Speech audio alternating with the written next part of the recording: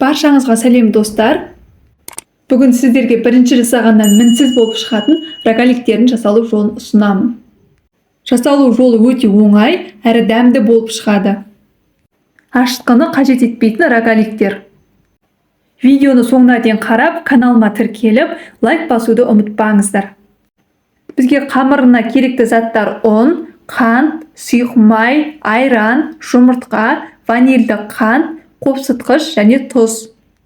Ең алдымен қамырын жасау үшін ыдысқа жұмыртқаны саламыз. Тұзды саламыз. Қантты саламыз. Және ванильді қантты салып, жақсылап араластырамыз. Сонан соң сұйық майды құйып, тағы да араластырамыз. Келесі кезекте айранға қопсытқышты қосамыз.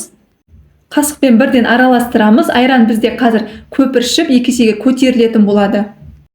Енді осы айранды құйып, жақсылап араластырамыз. Достар, осы видеодағыдай барлығын жасайтын болсаңыздар, рогаликтеріңіз дүкендегі рогаликтен әлде қайда дәмді болып шығады. Келесі жасайтынымыз еліктен өткізілген ұнды салып, жұмсақ қамыр илейміз. Мен алдын ала ұнды еліктен өткізіп алдым. Бастапқы кезде қасықпен араластырамыз, ары қарай қолмен илейміз. Бізде қолға жабыспайтын өте жұмсақ қамыр шығады. Мінекей біздің қамырымыз дайын, өте жұмсақ болып шықты. Осы дайын болған қамырды ешқандай күтпейміз, бірден жаятын боламыз. Қамырдың астына ұнды сеуіп, жұқалығы 3 мм болатындай етіп жаямыз. Қамырымызды жайғанда қатты қалың немесе қатты жұқа болып кетпеуі керек. Ендігі кезекте видеодағыдай арнайы кескішпен немесе пышақпен барлығын кесіп шығамыз. Менде осы рецептпен 16 дана шығады. Мен салмасына вареную сгущенка қолданамын. Вареную сгущенканың сапалысын қолдану міндетті. Егер сіздер сапасыз сұйығын алатын болсаңыздар, пісіп жатқанда рогаликтердің сыртына шығып, барлығы ағып кететін болады. Салмамызды салғаннан кейін видеодағыдай шеттерін бекітеміз. Сыртынан шығып кетпес үшін ары қарай видеодағыдай ораймыз.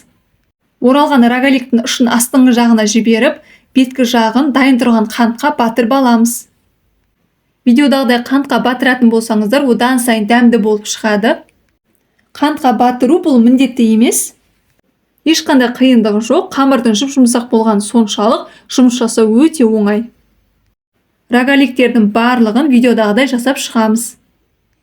Дайын болған рогаликтерді формаға пергамент қағазын төсеп, немесе сары май жағып орналастырамыз. Алдын ала қызған пеште 180 градуста 20-25 минут пісіріп аламыз. Мінекей достар, рогаликтер дайын. Алғаш рет жасағаннан мінсіз болып шығатын рогаликті сіздер жасап көріңіз. Жасалу жолы оңай, өте дәмді болып шығады. Өте дәмді әрі оңай жасалады. Осы видео ұнаса достар, каналыма тіркеліп, лайк басуды ұмытпаңыздар. Сіздермен болған Ақшолпан.